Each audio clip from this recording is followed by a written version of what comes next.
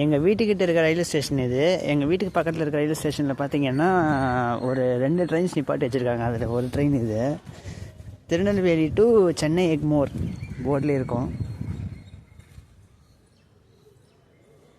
Chennai Egmore Tirunelveli Tambaram express தான் இது. Full and full AC எக்ஸ்பிரஸாக இருக்குது. நான் அப்போத்துலேருந்து வந்துக்கிட்டே இருக்கேன். ஏசி எக்ஸ்பிரஸாகவே இருக்குது.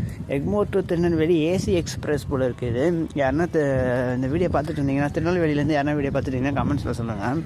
நானும் இந்த லாஸ்ட் 2 வரைக்கும் போயிட்டுருக்கேன். வாங்க போய் லாஸ்ட் 2 வரைக்கும் பார்ப்போம். அவ்வளோதாங்க, லாஸ்ட் 2 வரைக்கும் வந்தாச்சு. நீங்கள் பார்க்கலாம், எல்லாமே ஏசி 3 டயர், ஏசி 2 டயர் அந்த மாதிரி தான் இருக்குது. தாம்பரம் எக்மோர்லேருந்து திருநெல்வேலி போகிற எக்ஸ்பிரஸ் இது. இந்த ட்ரெயின் எல்லாமே ஏசியில் கோச்சஸாகவே இருக்குது. அதான் ஆச்சரியமாக இருக்குது. திருநெல்வேலிக்கு இப்படி ஒரு ஏசி ட்ரெயின் ஓடிட்டுருக்குதா? ஐயோ, எப்பேற்பட்ட ட்ரெயினாக இருந்தாலுமே, எந்த ஒரு எக்ஸ்பிரஸ் ட்ரெயினாக இருந்தாலுமே எங்கள் ஏரியா ரயில்வே ஸ்டேஷன்லேருந்து நிப்பாட்டிட்டு தான் போவாங்க. இங்கே வந்து யார்டு இருக்குது. எங்கள் ஏரியாவில் வந்து பார்த்திங்கன்னா யார்டு இருக்குது. க்ளீன் பண்ணுறதுக்கு உண்டான இடம்லாம் இங்கே வந்து இருக்குது. ஸோ அதனால் எப்பேற்பட்ட எக்ஸ்பிரஸாக இருந்தாலுமே இங்கே வந்து ஒரு 2 நாளோ இங்கே நிறுத்தி க்ளீன் பண்ணிட்டு போகிறது தான் வழக்கம் இந்த ஏரியாவில். கரீப் ரத் எக்ஸ்பிரஸ் கூட இங்கே வந்து நின்றுருக்கு இந்த ரூட்டில்.